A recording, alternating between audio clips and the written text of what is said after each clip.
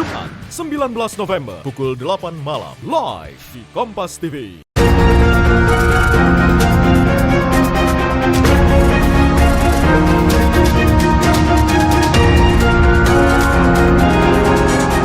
Saat sudah siap, saya akan menunjuk sana, saudara, untuk melakukan teknik modifikasi cuaca. Saya akan menelisiknya eksklusif.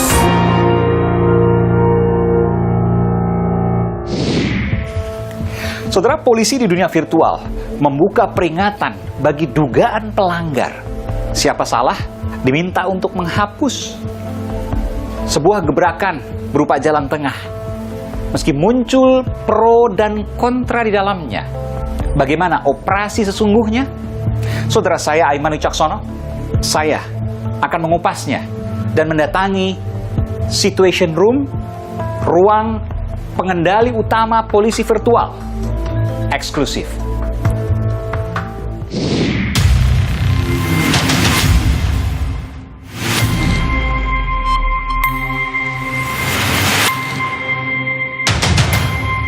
Begitu ada kalimat-kalimat yang kurang pas, yang kemudian melanggar Undang-Undang ITE, maka virtual police yang kemudian menegur.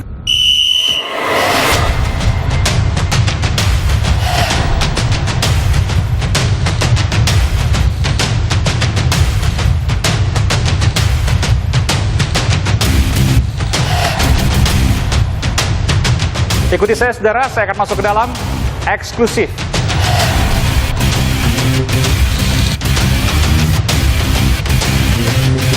Saya ingin memperlihatkan pada Anda, saudara, bagaimana kemudian contoh akun yang telah ditegur oleh polisi virtual. Ya, boleh, Jenderal? boleh. Saya nggak akan membacakan lengkap, saudara. Tentu ini terkait dengan SARA, jadi saya akan blur. Datang ke Indonesia membawa budaya titik-titik, efeknya Indonesia jadi. Oke, lalu kemudian dijawab, ya, baik Pak, maaf, sudah saya hapus tweet tersebut. Sekali lagi mohon maaf. Masyarakat Indonesia punya potensi baik kok. Dan kalau sudah minta maaf, selesai. Selesai, close case. Kalau dia nggak mau hapus, Panggil. Kan kita bisa lihat tuh, orang dari sana nggak bisa lihat kemari. kaca satu arah ya. Iya, ini di sini mas. Kita lihat ke dalam. Oke, baik.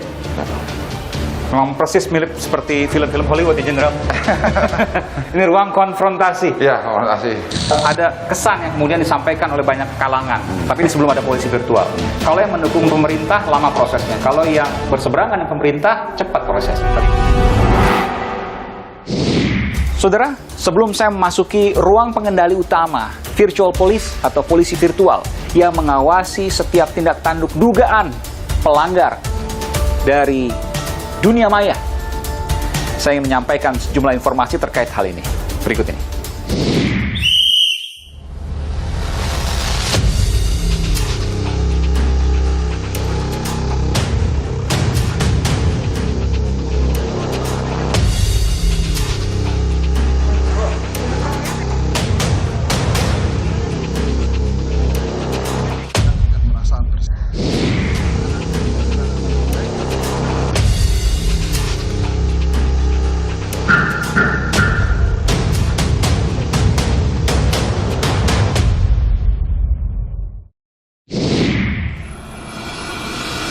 Ingin posting di media sosial? Eits, nanti dulu. Apakah postingan sudah sesuai aturan? Awas, hati-hati kelewat sebelum menggerakkan jari. Bisa-bisa kena semprit polisi. Iya, kini ada virtual police alias polisi virtual yang selalu berpatroli di dunia maya. Gebrakan baru Kapolri Jenderal Listio Sigit Prabowo, meski belakangan memunculkan pro dan kontra. Rasa aman di media sosial versus munculnya ketakutan. Diluncurkan 2 pekan lalu, polisi virtual berkeliling jagat maya melihat adanya potensi yang disalahguna. Edukasi hal utama, bijak bermedsos tujuannya. Tapi bagaimana implementasinya? Sejak 2 pekan lalu diaktifkan, setidaknya polisi virtual telah menegur lebih dari 20 akun media sosial. Awalnya, polisi virtual melacak unggahan konten yang berpotensi melanggar pidana. Unggahan bermasalah itu kemudian dikonsultasikan kepada ahli bahasa hingga ahli hukum pidana, serta ahli di bidang informasi dan transaksi elektronik. Jika unggahan berpotensi melanggar, laporan akan diajukan ke pimpinan setelah diyakini adanya pelanggaran pasti. Selanjutnya, alarm peringatan dikirim melalui pesan pribadi atau direct message kepada sang pemilik akun. Isinya, perintah untuk menghapus unggahan dalam waktu 1 kali 24 jam. 2 kali peringatan tak diindahkan, pemilik akun dipanggil dan dimintai keterangan. Jika masih buntu, maka proses hukum yang akan berlaku. Begitu ada kalimat-kalimat yang kurang pas, yang kemudian melanggar Undang-Undang ITE, maka virtual police yang kemudian menegur dan kemudian menjelaskan bahwa Anda memiliki potensi melanggar pasal sekian dengan ancaman hukuman sekian. Kemudian diberikan sebaiknya dia harus melakukan apa. Ada hal-hal seperti itu. Tolong ini dikerjasamakan dengan Menkominfo sehingga kemudian setiap ada konten-konten yang seperti itu virtual police muncul sebelum nanti cyber police yang turun. Meski penindakan jadi jalan terakhir, pembentukan polisi virtual timbulkan pro kontra. Ini adalah langkah progresif. Di tengah-tengah kita menunggu revisi Undang-Undang ITE, maka pihak polisian mencoba mengedepankan langkah-langkah yang lebih preventif, persuasif, mengedepankan edukasi. Ini menimbulkan ketakutan baru ya, di mana polisi bisa hadir sewaktu-waktu di ruang privat kita. Jadi dia bisa ngetok DM kita dan atau melakukan japri. Nah ini sebetulnya begini, dalam kehidupan kita kan sekarang tanpa kehadiran polisi saja ya di ruang digital, warga itu sudah jeri ya dengan ancaman Undang-Undang ITE. Apalagi dengan cara seperti ini, tiba-tiba nanti dapat pesan dari kepolisian. Lalu yang kedua, yang kelihatannya langsung tampak itu adalah virtual police ini meniadakan ruang pembelaan.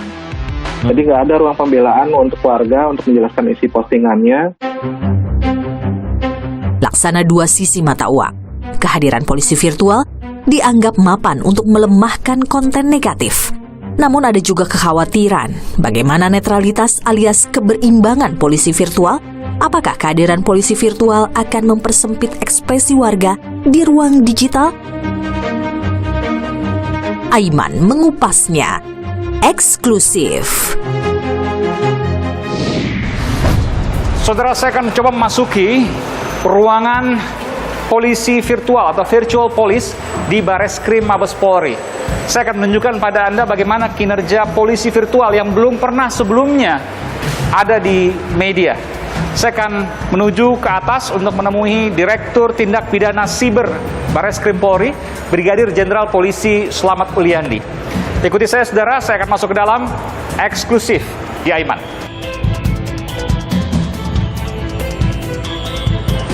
Izin Pak, mau ke Dirtipid Siber, terima kasih. Dan saudara, saya sudah berada di ranah penguasa jagat maya di Bareskrim Polri. Saya sudah bersama dengan Direktur Tindak Pidana Siber Bareskrim Polri, Brigadir Jenderal Polisi Slamet Uliandi. Ya. Selamat siang, Jenderal. Terima kasih. Selamat siang, Mas Jadi Aiman. ini ranah yang menjadi kekuasaan untuk melakukan pengawasan, betul ya? Bukan ranah kekuasaan, ranah monitor. Monitor, baik. Ya. Tapi memang di sini adalah tempat untuk mengkoreksi hal-hal yang bisa memang membahayakan. Ya, betul, Mas. Misalnya terkait dengan ujaran kebencian, SARA. Terus ini kemudian tentang juga kerugian ekonomi, cyber terorisme juga kita pantau. Oke, terorisme, cyber narkotik juga. Iya. Jadi seluruh tindak pidana, tinggal nanti kita coba mendistribusikan ke bagian-bagian yang sudah ada di Polri. Dan ini eksklusif, saudara. Saya memasuki untuk kemudian mengkeliling sini. Ya, saya akan berkeliling sini, apa yang dikerjakan, apa yang kemudian dilakukan pengawasan, termasuk juga ada ruang mediasi ya. Iya, ruang mediasi. Tapi sebelumnya kita lihat nih. Iya, iya. Ini kan anggota saya memantau transaksi yang ada di dunia karena borderless. Oh, ini real time ini? Ini real time, dugaan kejahatan. Luar biasa ini. Nah, dari Amerika, sini, Republik Ceko, Argentina, China, Dan ini benar-benar terjadi nih? Ya, ini benar-benar terjadi.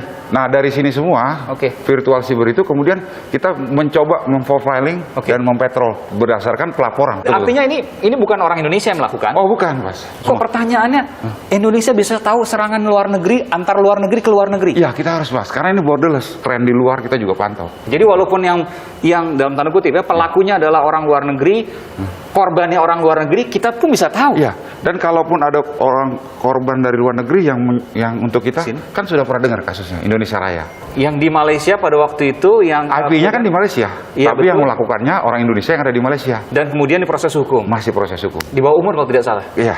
Dan yang dilakukan khusus untuk Indonesia adalah bagaimana kemudian menjaga agar satu, transaksi ekonomi. Ya. Yang kedua soal virtual police, polisi virtual. Ya.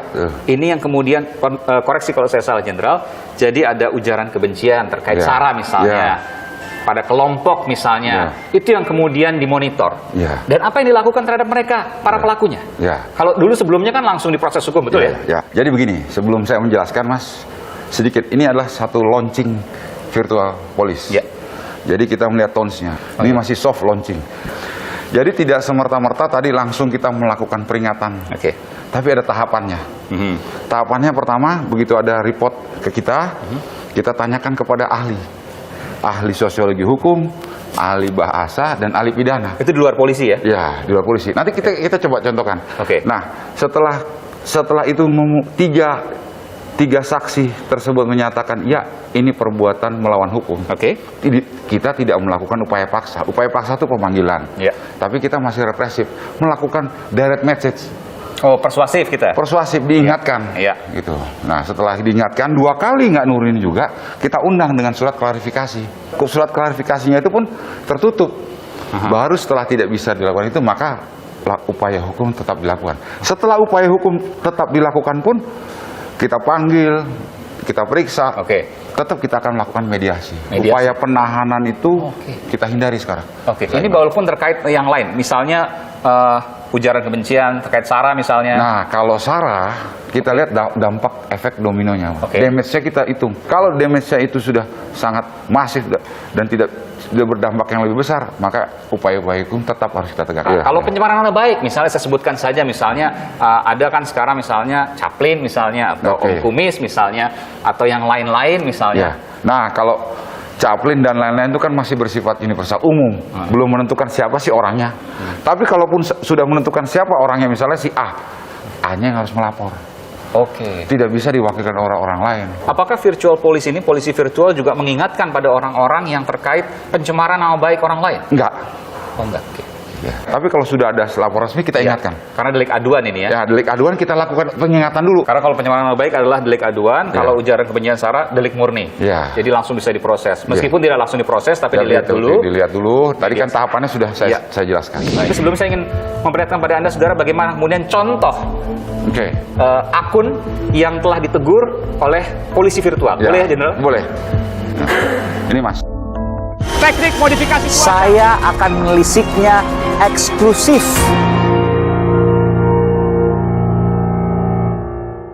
Teknik modifikasi cuaca. Saya akan menelisiknya eksklusif. Saya ingin memperlihatkan pada Anda, Saudara, bagaimana kemudian contoh akun yang telah ditegur oleh polisi virtual. Boleh ya, Jenderal? Boleh.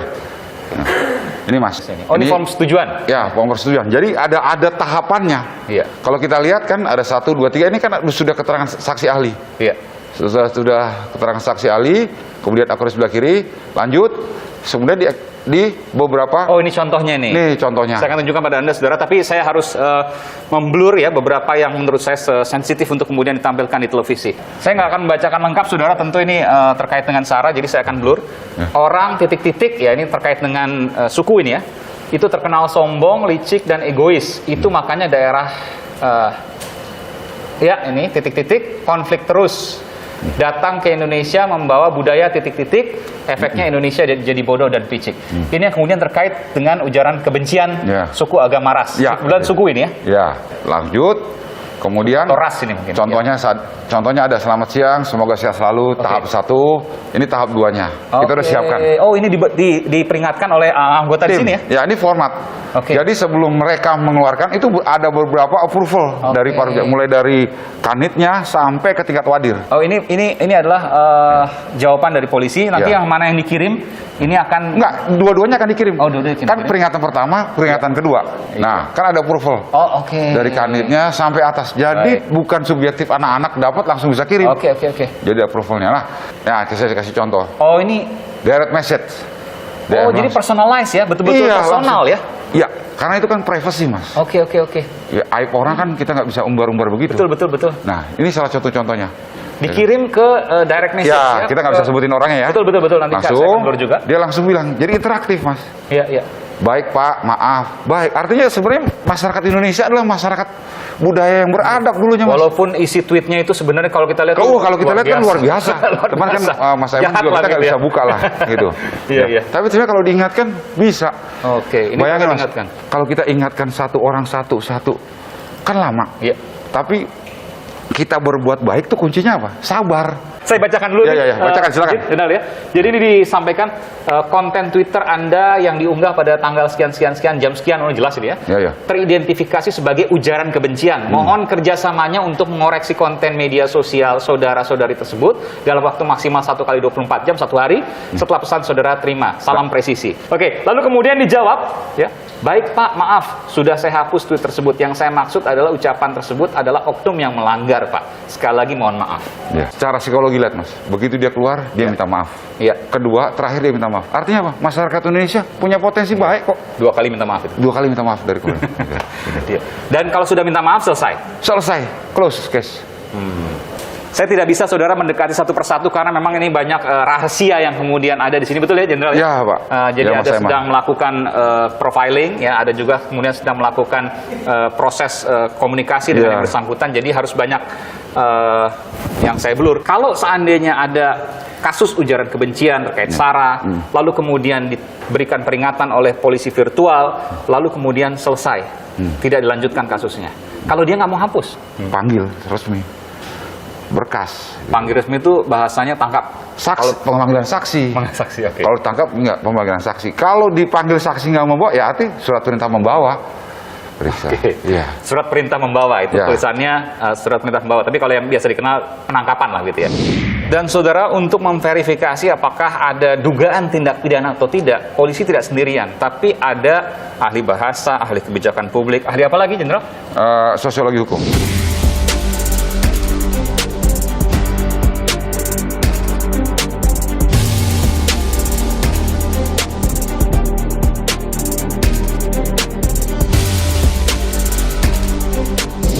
Silakan. Kalau mau ditanya langsung silakan. Oke. Izin. Ada ahli bahasa misalnya, Pak Andika. Pak Andika bisa mendengar saya? Iya. Pak Andika ini jadi ikut memverifikasi adanya ujaran kebencian misalnya terkait SARA. Misalnya seperti itu dalam program polisi virtual. Jadi apa yang dicek Pak Andika? Misalnya apa? Ya, di dalam konten ini misalnya yang dicontohkan, ini ada cemooh kasar Pak. Ada cemooh kasar dan kalau dilihat ini kan diutarakan dalam bahasa Sunda. Oke. Ini ada labelisasi negatif. Oke. Labelisasi negatif dan secara visual juga digambarkan ini kitab suci umat Islam. Oke. Tentu saja pernyataan-pernyataan seperti ini dapat memicu pernyataan yang dapat memicu sikap pemukulan dan kebencian berdasarkan SARA karena yang diekspor identitas agama Islam. Baik. Dan verifikasi itu dilakukan oleh Pak Andika dan kemudian disampaikan hasil verifikasinya ke Tipit Siber Polri. Ya. Oke, baik. Selesai dari sini, kita mengecek administrasinya semua. Oke. Jadi ada tim Kombes di bawah Siber yang mengecek sebelum upaya terakhir dilakukan. Nih kita bisa lihat ya. Jadi semacam gelar perkara ya? Ya, gelar perkara. Oke. Ini langsung.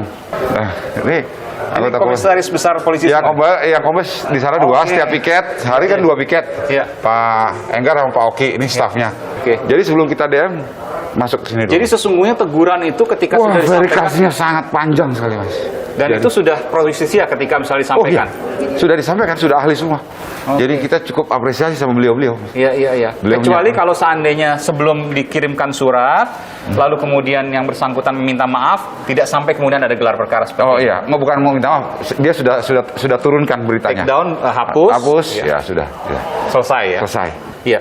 Saya ingin tahu, Jenderal, ketika kemudian nanti prosesnya tidak mau menghapus, kemudian dia merasa bahwa saya anonim kok, kan nggak usah takut karena saya nggak pakai akun, saya pakai akun samaran. Gimana polisi bisa tahu? Gini. Tapi jangan jawab dulu, Jenderal. Oke. Saya ingin menunjukkan pada Anda, saudara, ketika orang yang kemudian tidak mau menghapus, maka ada proses pemanggilan, klarifikasi, mediasi, dan interogasi. Ya. Boleh saya lihat ruang interogasinya, Jenderal? Oh, boleh. Eksklusif, saudara, di Aiman. Ini lihat dari sini. Oke. Kan kita bisa lihat tuh. Nanti kita ke sana. Iya. Nah, Nih, orang dari sana nggak bisa lihat kemari. Kaca satu arah ya? Iya. Oke. Teknik modifikasi cuaca. Saya akan melisiknya eksklusif.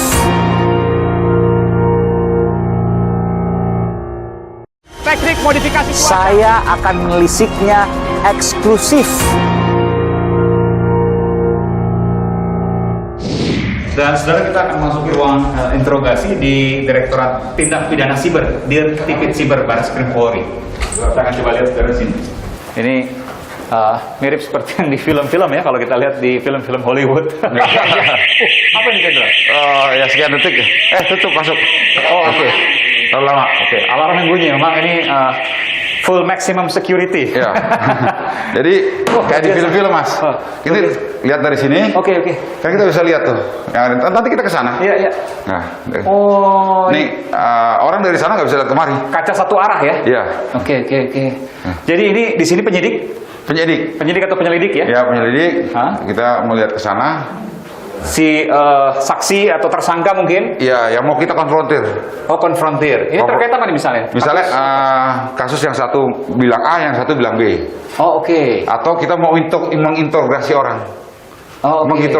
Menginterogasi suspek. Itu di sini, Mas. Kita lihat ke dalam. Oke, baik. Ya. Memang persis mirip seperti film-film Hollywood ya, Jenderal. Ini ruang konfrontasi. Ya, konfrontasi. Mau foto, tinggi badan, kelihatan. Siap. Oh iya. Kok tinggi juga, Mas Aiman?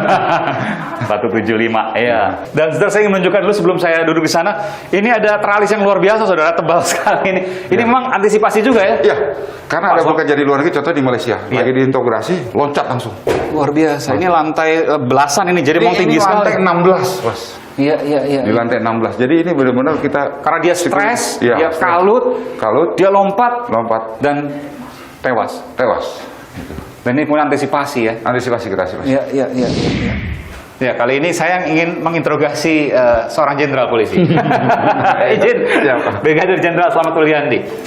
Kalau seandainya ada orang yang kemudian diberikan surat sudah dilakukan gelar perkara dan lain sebagainya, kan anonimus. Bagaimana polisi bisa mengetahui bahwa si anonimus itu adalah si A, B, C? Mas, kasus yang ada di siber memangnya tidak anonimus selama ini. Mayoritas anonimus. Nih, tanpa nama. Kan sudah ada kasus yang sudah disidang sekarang. Podoradong. Oke. Anak-anak Twitter tahu lah Podoradong gimana dia anonimusnya. Kita cari semua. Cuman tekniknya kita nggak ceritakan. Tapi dari anonimus itu kita bisa sampai mendapatkan pelakunya dan kita sidangkan. Semua rata-rata anonimus, Mas. Pelaku penipuan anonimus. Dan polisi pasti bisa tahu itu. Insya Allah kita dapat. Oke. Kalau seandainya ada kasus misalnya, saya sebutkan saja, Raffio Patra misalnya, ia mengklaim bahwa akun Twitternya dibajak oleh orang lain dan kemudian menuliskan hal-hal yang terkait dengan ujaran kebencian atau penghasutan dan sebagainya. Bagaimana polisi bisa memastikan bahwa itu adalah yang bersangkutan betul atau itu adalah akunnya yang dibajak? Jadi gini, ada dua pengertian. Dibajak itu sebenarnya memakai telepon lain, cuman memakai nama seseorang. Atau sama sekali akunnya dibajak totali. Sama sekali akunnya dibajak? Ya, totali. Nah, kalau akunnya dibajak totali, kan kita direction langsung dengan mau itu Instagram, mau WhatsApp, kan kita bisa berkoordinasi di sana. Tapi kalau kemudian dia memakai nomor lain, tapi seolah-olah misalnya memakai nama orang, Itu kan anonimus, kita kejar. Oke. Oh, jadi polisi dalam melakukan proses verifikasi juga berkoordinasi dengan langsung Instagramnya langsung, pihak Instagram misalnya, atau pihak Twitternya langsung, atau pihak Facebook misalnya. FBI, WhatsApp, di Instagram langsung. Oke. Jadi mereka banyak tolong kita kok. Jadi ketahuan kalau akun itu memang dibajak atau tidak? Iya. Enggak, kalau dari nomor telepon kan langsung kelihatan, Mas. Oke. Ya, itu kelihatan. Dia seolah-olah kan memakai nama yang mirip. Iya. Itu langsung kelihatan. Kalau akun saya misalnya dibajak orang lain lalu kemudian lakukan penghasutan, kan ketahuannya dari mana itu nanti? Ya kita tanya sama Facebooknya, sama Instagram. Langsung, mereka bisa jawab apakah itu kemudian dibajak atau tidak. Hubungan kita kan cukup bagus. Baik, dan ini proses verifikasi yang dilakukan polisian. Termasuk ada kesan yang kemudian disampaikan oleh banyak kalangan, tapi ini sebelum ada polisi virtual. Kalau yang mendukung pemerintah, lama prosesnya. Kalau yang berseberangan dengan pemerintah, cepat prosesnya. Bagaimana? Kita berusaha menjadi posisi polisi virtual yang berkeadilan. Nah, itu yang kita terus tahapan itu kita berusaha untuk itu. Dan dengan ada proses ini bertahap, dan tahapnya bukan 1, 2, ini tapi 5 ini ya. Iya. Ini kemudian tidak sembarangan juga untuk melakukan proses hukum. Enggak, Mas. Insya Allah kita coba amanah dan kita terus lakukan beberapa verifikasi. Kan tadi sudah sama-sama live langsung kita lihat, Mas. Terakhir, Jenderal, apa yang bisa disampaikan dari Direktorat Tindak Pidana Siber Bareskrim Polri untuk masyarakat secara umum? Gini, Mas, kalau yang mau saya sampaikan bahwa Direktorat Siber akan selalu terus bekerja, gitu kan, untuk minimal kita bisa memberi kesadaran pada masyarakat bahwa dulu kita nih budayanya adalah budaya yang beradab, ya kan. Dan kemudian kalaupun ada kesalahan yang berkaitan dengan kritik, kita nggak pernah tangkap kok dengan yang kritik. Mas, cek aja yang mana yang kritik kita tangkap. Kritik tidak akan pernah ditangkap. Sebelumnya juga nggak ada yang kita tangkap. Yang ada dia kritik dengan hoax dan fake.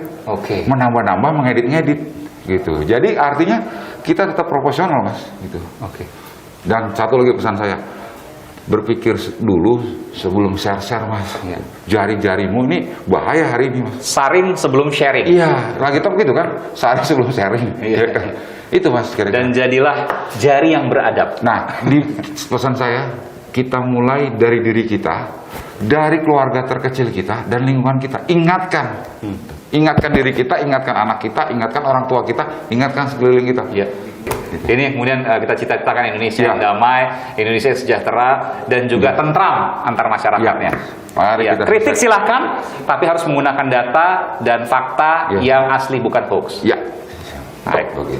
Terima kasih, Direktur Tindak Pidana Siber Bareskrim Polri, Brigadir Jenderal Polisi Slamet Uliandi, telah memberikan informasi program Aiman. Luar biasa. Terima kasih, Jenderal. Terima kasih, Mas Aiman. Sehat selalu. Sehat selalu juga. Batim. Saya membaca Anda di Opini Harian Kompas mengatakan bahwa jangan sampai kemudian ada program bagus, tapi kemudian ketika pemimpinnya berubah, maka stop. Apa yang bisa Anda maksudkan di situ? Ya, ini memang penyakit dalam tanda kutip di Polri itu adalah bahwa program-program bagus itu mengikuti pimpinannya. Begitu pimpinannya berganti, maka kemudian lalu teknik modifikasi cuaca. Saya akan melisiknya eksklusif.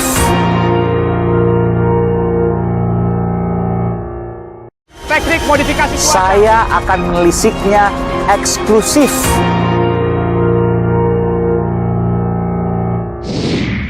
Dan saudara, untuk mengetahui lebih dalam terkait dengan apa yang terjadi pada polisi virtual yang kemudian menjadi pandangan ahli, saya mengundang, ia adalah pernah menjadi komisioner Komisi Kepolisian Nasional, lalu juga pernah menjadi komisioner Ombudsman, dan sekarang tetap menjadi seorang profesor kriminolog, Profesor Adrianus Meliala. Selamat sore, Prof. Selamat sore, Mas Aiman. Iya, apa catatan Profesor terkait dengan virtual police atau polisi virtual? Ya, ini memang ide orisinal ya, dan patut dihargai. Namun sebagaimana biasa, suatu kebijakan itu kan perlu ada catatannya. Yang pertama adalah bahwa sebagai suatu ide orisinal, jangan sampai kemudian lalu menjadi subjektif. Dalam rangka mengingatkan itu, perlu ada satu parameter. Jangan sampai ketika bicara mengenai bahwa ketika yang ngomong itu adalah temannya polisi atau pendukung pemerintah, maka kemudian dianggap sebagai nggak usah lah. Lalu kemudian fokus pada orang-orang yang disebut sebagai musuh pemerintah dalam tanda kutip. Begitu juga dari segi pesannya. Begitu pesannya menyerang pemerintah, lalu kemudian segera diingatkan. Sementara hal-hal lain yang terkait dengan mendukung itu kemudian lalu dibiarkan. Nah, itu yang kemudian menurut saya sebaiknya itu diserahkan pada parameter. Saya misalnya memakai pendekatan kalau misalnya ada algoritmanya, itu lebih bagus sehingga kemudian dalam ini pendekatan judgement pribadi. Oke, ini menarik, Prof. Tadi saya juga bertanyakan soal itu terkait dengan hal transparansi berkeadilan, kurang lebih begitulah ya. Apa yang kemudian bisa dibayangkan oleh Prof? Parameter tadi, kira-kira apa yang bisa dibayangkan oleh masyarakat sehingga bisa kemudian ikut mengawasi bahwa ini sudah transparan, ini sudah adil? Ya paling nggak dua hal. Pertama, ketika menyangkut pihak atau orang yang dituju, dan demikian juga orang yang melemparkan isu, nah ini mesti clear ini, ya mesti clear. Jadi soal orangnya itu. Yang kedua adalah soal substansinya sendiri, terutama menyangkut pemerintah, ya terutama menyangkut pemerintah, lebih fokus lagi kepada beberapa nama elit di pemerintahan. Nah, untuk yang lain-lain misalnya, dari kita semua tidak ada yang sepakat bahwa untuk membiarkan SARA, membiarkan ada orang menggoreng isu agama misalnya, nggak mungkin ada orang sepakat. Tapi begitu sudah mulai bicara mengenai orang tertentu, penguasa misalnya, pelakunya, ya demikian juga isu tertentu. Nah di situ lalu kemudian mulai ada dispute. Nah di situ lalu kemudian Polri perlu clear, begitu. Tapi kan tadi saya juga berkunjung juga ke ruang polisi virtual, meskipun mereka bisa melakukan identifikasi dan penegakan hukum, tapi khusus untuk pencemaran nama baik ini harus dilaporkan pada yang bersangkutan. Jadi kalau seandainya delik soal katakanlah pencemaran nama baik terhadap penguasa kan tidak diproses di polisi virtual karena kemudian itu harus dilaporkan oleh yang bersangkutan. Ya, jadi ini kan idenya adalah bahwa polisi itu berkontak dengan publik tidak pada saat polisi mengadakan enforcement, tapi pada saat ada satu situasi preemptif di mana kemudian pada saat itu lalu situasinya masih lebih berupa pada silaturahmi. Nah, maka untuk itu kemudian diserahkan kepada pihak-pihak yang melakukan maupun pihak-pihak yang dikenai fitnah misalnya, untuk kemudian menyelesaikannya secara resolusi, secara diam-diam. Nah, ini yang kemudian diharapkan melalui permasalahannya adalah bahwa tadi kalau kita bicara mengenai Serse, karena Direktorat Cyber itu kan ada di Serse ya, maka Serse memang secara natural itu berkecenderungan untuk menegakkan hukum. Untuk itu maka jalan keluar yang saya harapkan kepada Polri adalah teman-teman Intel yang justru memang dalam hal ini berada di rini preemptif, teorinya juga disertakan sehingga kemudian visi Intelnya yang juga bermain dalam rangka untuk yang begini ini nggak perlulah, atau yang begini ini hati-hati karena akan bereskalasi dan seterusnya. Saya membaca Anda di Opini Harian Kompas mengatakan bahwa jangan sampai kemudian ada program bagus tapi kemudian ketika pemimpinnya berubah maka stop. Apa yang bisa Anda maksudkan di situ? Ya ini memang penyakit dalam tanda kutip di Polri itu adalah bahwa program-program bagus itu mengikuti pimpinannya. Begitu pimpinannya berganti maka kemudian lalu pimpinan yang baru tidak mau mengikutinya. Mengapa? Salah satunya adalah karena ada soal ego juga. Yang kedua adalah juga soal kemantapannya terkait dengan anggarannya. Nah, saya mengharapkan bahwa satu program yang bagus seperti virtual police ini segera kemudian dicarikan anggarannya. Yang lalu kemudian siapapun Kapolrinya, siapapun Kabar Reskrimnya akan terpaksa mengikutinya. Terima kasih. Profesor Adrianus Meliala, kriminolog Universitas Indonesia yang juga sempat menjadi komisioner Komisi Kepolisian Nasional dan juga komisioner Ombudsman Republik Indonesia. Terima kasih. Sehat selalu, Prof. Sehat selalu. Terima kasih.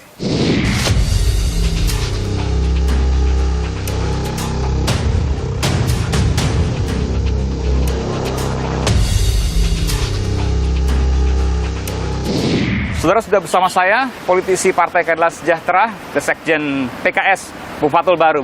Bu Fathul Bari, terima kasih. Terima kasih, Mas Iman. Bu Fathul, virtual police, polisi virtual yang mengawasi apa yang terjadi di media sosial. Pendapat Anda? Ya, pertama, kalau itu berdasarkan kesadaran juga dari pemerintah yang disampaikan oleh Presiden Jokowi bahwa selama ini banyak penindakan yang mungkin berdasarkan pasal karet Undang-Undang ITE, lalu ada niat baik dari polisi untuk membuat semacam pencegahan terlebih dahulu, peringatan dini terhadap mereka yang mungkin menyebarkan berita yang terindikasi berita tidak benar, itu menurut saya bagus ya.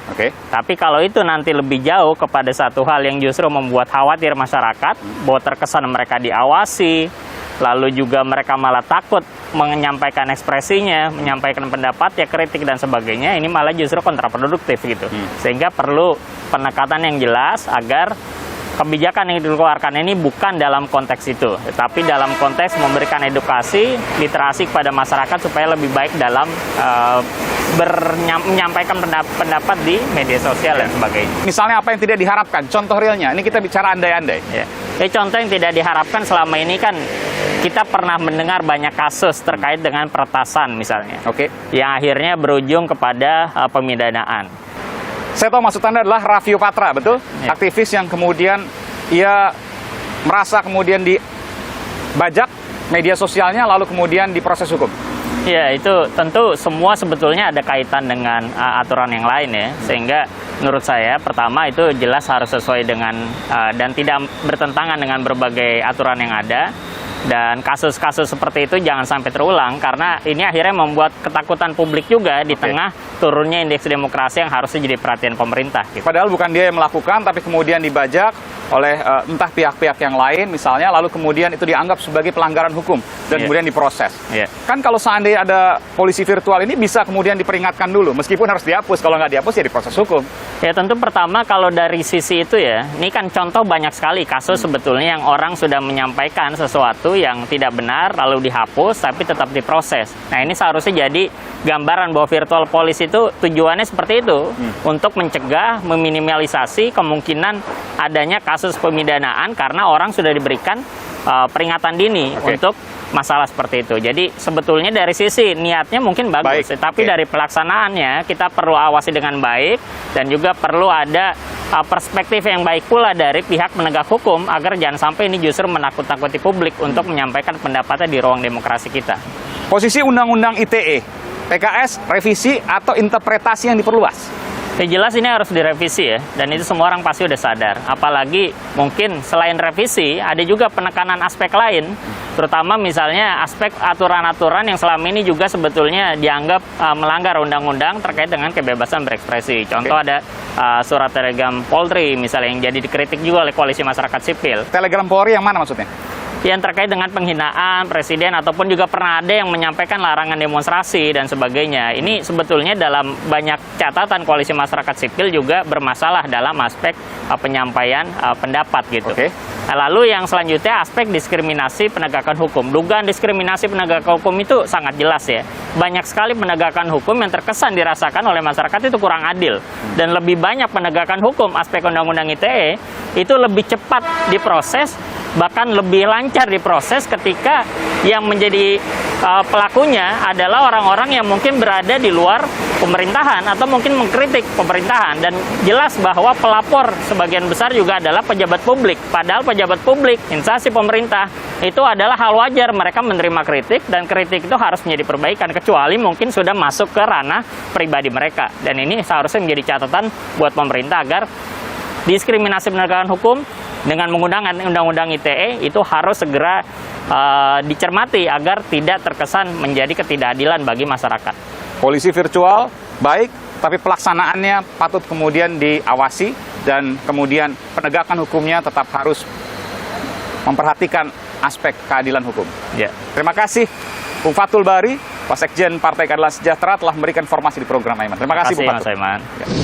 Undang-Undang ITE yang diberlakukan sejak 2008 awalnya dibuat untuk menjamin hak dan kebebasan orang memanfaatkan teknologi informasi secara bertanggung jawab. Namun, cakupannya yang begitu luas, ditambah beberapa pasal yang multitafsir, membuat banyak orang menjadi korban. Teknik modifikasi cuaca. Saya akan menelisiknya eksklusif.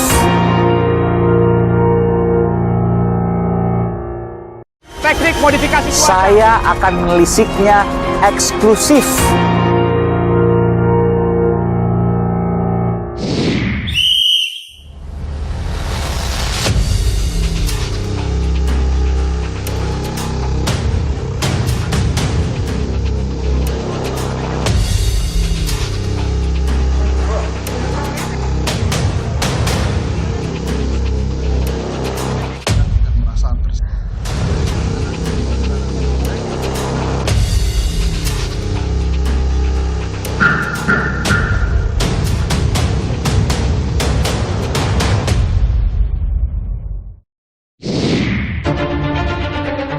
Jika dulu ada istilah mulutmu harimaumu, kini di zaman digital, jarimu harimaumu, ungkapan yang tepat. Undang-Undang ITE yang diberlakukan sejak 2008 awalnya dibuat untuk menjamin hak dan kebebasan orang memanfaatkan teknologi informasi secara bertanggung jawab. Namun, cakupannya yang begitu luas, ditambah beberapa pasal yang multitafsir, membuat banyak orang menjadi korban. Sebut saja Prita Mulyasari. Prita menjadi orang pertama yang dijerat Undang-Undang ITE. Tahun 2008, Prita dilaporkan oleh sebuah rumah sakit swasta di Tangerang. Prita mengirim email yang berisi keluhan layanan rumah sakit kepada beberapa temannya. Tersebar luas curhatan Prita. Pihak rumah sakit pun menggugatnya. Tuduhan kepada Prita, pencemaran nama baik. Pengadilan Negeri Tangerang mewajibkan Prita membayar denda 200 juta rupiah kepada rumah sakit. Putusan ini memicu simpati publik. Gerakan koin untuk Prita terkumpul hingga 800 juta lebih hanya dalam 2 pekan. Melihat dukungan yang sangat besar, rumah sakit mencabut gugatan.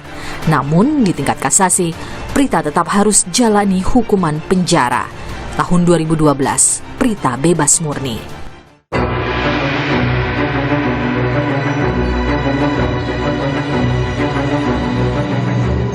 Selain Prita, banyak kasus lain bermunculan, seperti kasus yang dialami pendiri grup band Dewa, Ahmad Dhani. Semua berawal dari kicauannya di media sosial Twitter. Nada dalam postingan Dhani dianggap menghasut dan menyebarkan kebencian terhadap pendukung Basuki Cahayapurnama Ahok. Dalam proses persidangan, hakim menilai Ahmad Dhani lakukan penyebaran informasi dan timbulkan kebencian. Ahmad Dhani divonis atas 2 kasus, masing-masing 1 tahun penjara. Tuduhan ujaran kebencian juga dialamatkan pada I Gede Ari Astina alias Jerings. Jerings mengunggah gambar di akun Instagramnya yang dianggap menghina Ikatan Dokter Indonesia. ID pun melaporkan Jerings. Penabuh drum grup band Superman is Dead ini ditetapkan sebagai tersangka. Dalam putusan banding, Hakim Tinggi memvonis Jerings dengan hukuman 10 bulan penjara. Ada pula mereka yang terancam terjerat Undang-Undang ITE. Mantan Sekretaris Kementerian BUMN Said Didu salah satunya. Dilaporkan oleh Menteri Koordinator Bidang Kemaritiman dan Investasi Luhut Binsar Panjaitan atas dugaan kasus pencemaran nama baik. Perkara ini merupakan buntut dari tayangan video Said Didu yang menuding Luhut mementingkan keuntungan pribadi ketimbang urusan penanganan pandemi COVID-19. Selain itu, ada pula Permadi Arya alias Abu Janda. Abu Janda, atas tulisan di akun Twitternya, dilaporkan atas dugaan kasus bernuansa sara terhadap mantan Komisioner HAM Natalius Pigai, serta pelaporan atas cuitannya terkait agama. Memakan banyak korban, perlukah Undang-Undang ITE direvisi? Direktur SafeNet Damar Juniarto mengungkapkan ada 9 pasal bermasalah dalam Undang-Undang ITE. Pasal-pasal tersebut multitafsir. Pasal pencemaran nama baik misalnya. Pasal ini sering digunakan untuk menuntut pidana warganet yang melayangkan kritik lewat dunia maya. Meski ada pula pasal-pasal dalam Undang-Undang ITE yang layak dipertahankan untuk melindungi warganya. Lalu, akankah polisi virtual bekerja sebagai pengingat awal? Bagaimana dengan kasus peretasan yang mengarahkan pemilik akunnya melanggar hukum? Sebuah pekerjaan rumah yang tak boleh luput dituntaskan. Saudara, polisi virtual di dunia maya bagi para terduga pelanggar menjadi catatan atas transparansi dan keberimbangan. Ada prinsip yang tak boleh ditinggalkan agar terus terjaga pesan keadilan. Saudara saya Aiman Wicaksono. Salam.